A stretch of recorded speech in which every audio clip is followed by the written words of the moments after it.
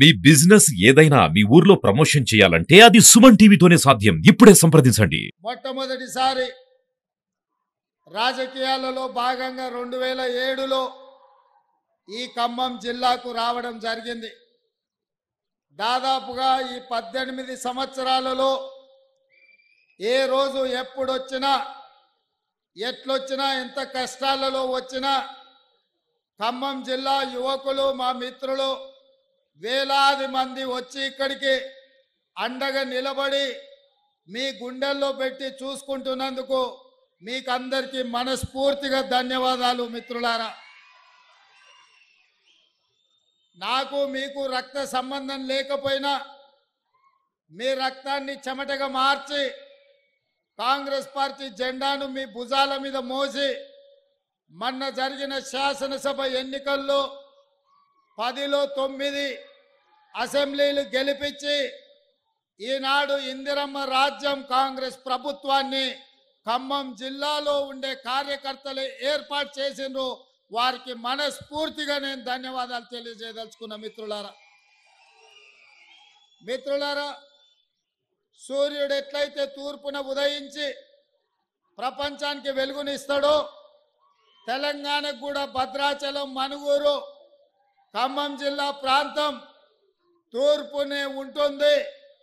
ఇవాళ ఇందిరమ్మ ఇండ్ల పథకాన్ని భద్రాచలంలో శ్రీరామచంద్రుడి ఆశీర్వాదం తీసుకొని ప్రారంభించి ఇవాళ ప్రజా దీవెన సభ మన మనుగూరులో పినపాక శాసనసభ నియోజకవర్గంలో పెట్టి వేలాది మంది ఇక్కడికి తరలి వచ్చి తెలంగాణ రాష్ట్రానికి అటువైపున బీఆర్ఎస్ బీజేపీ నాయకులను ఖబర్దార్ బిడ్డలారా, తెలంగాణ రాష్ట్రంలో కాంగ్రెస్ జెండా ఎగరేస్తామని మీరందరు ఇక్కడికి వచ్చినందుకు మనస్ఫూర్తిగా అభినందిస్తున్నా. మిత్రులారా, మీరు ఆలోచన చేయండి. ఆనాడు కష్టాలలో ఉన్నప్పుడు కార్యకర్తల మీద అక్రమ కేసులు పెడుతున్నప్పుడు కాంగ్రెస్ అభిమానులు జైళ్లలో మగ్గుతున్నప్పుడు పార్టీ నాయకులు భయపడి ఇళ్లలో దాక్కున్నప్పుడు కార్యకర్తలే ధైర్యం చేసి కట్టె చేత బట్టి కాంగ్రెస్ జెండాను మోసి రాబోయే ఎన్నికల్లో కాంగ్రెస్ ను అధికారంలోకి తెస్తామని కొట్లాడింది. ఇవాళ అధికారం తెచ్చింది, అధికారం నిలబెట్టింది మీరే అని చెప్పి నేను ఈ సందర్భంగా చెప్పదలుచుకున్నా. మిత్రులారా, సెప్టెంబర్ 17, 2023 నాడు శ్రీమతి సోనియా గాంధీ గారు రంగారెడ్డి జిల్లా తుక్కుగూడలో రాజీవ్ గాంధీ ప్రాంగణంలో 6 గ్యారెంటీలను తెలంగాణ సమాజానికి అభయహస్త రూపంలో మాటిచ్చింది.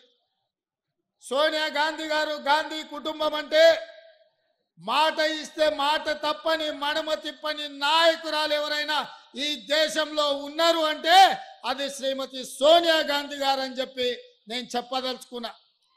2004లో ఆనాడు శ్రీమతి సోనియా గాంధీ గారు కరీంనగర్ జిల్లాలో తెలంగాణ ప్రజలకు మాట ఇచ్చింది. 60 సంవత్సరాల ఆకాంక్ష, వందలాది మంది విద్యార్థుల ఆత్మ బలిదానం, మరీ ముఖ్యంగా 69 తెలంగాణ ఉద్యమం ఈ ఖమ్మం గడ్డ మీదనే పురుడు పోసుకున్నది. పాల్వంచలో ఒక ఉద్యోగం కోసం మొదలైన ఈ తెలంగాణ ఉద్యమం, ఖమ్మం నుంచే మొదలైన ఈ తెలంగాణ ఉద్యమం ఇవాళ తెలంగాణ రాష్ట్రాన్ని సాధించి సగర్వంగా ఇవాళ మనుగూరులో నిలబడి తెలంగాణ రాష్ట్ర ముఖ్యమంత్రిగా మాట్లాడుతుందంటే ఖమ్మం జిల్లా పోరాటం, ఖమ్మం గడ్డ మీద ఉన్న గాలి, ఈ నేల, ఈ నీరు ఆ ఉద్యమ స్ఫూర్తిని నింపి ఇవాళ తెలంగాణ రాష్ట్రాన్ని సాధించినాం.